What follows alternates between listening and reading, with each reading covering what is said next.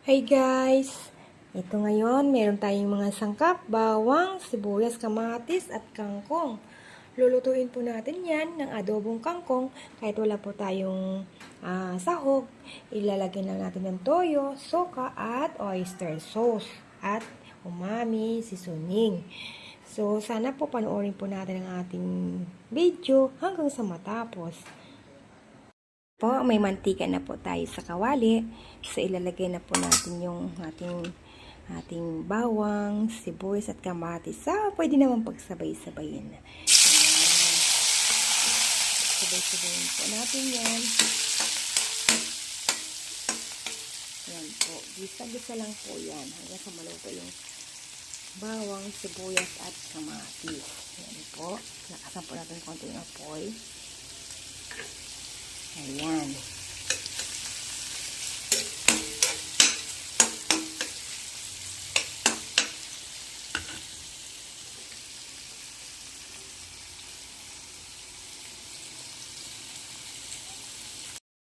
So, ayan na po.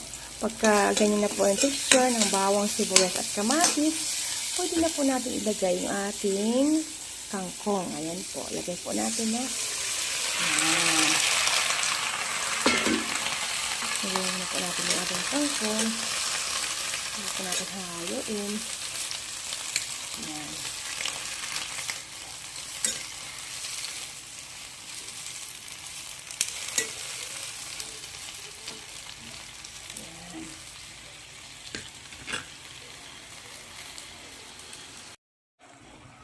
Ayan. Ayan na tayo dyan, kangkong. May konti ng toyo. So, dagdagan pa rin ulit natin ng konting toyo. Yan. Haluin natin. Yan. Halagyan lang natin. Tapos, lagyan natin ng suka. Ayan po, suka. Tansyahin po natin. Yan. Tapos, lagyan po natin ngayon ng oyster. Lagyan po natin ng oyster sauce.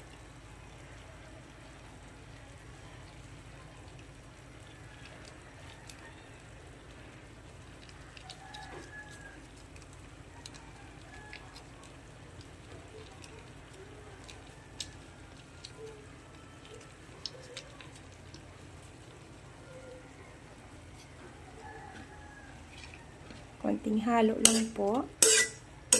Baka po umasim dahil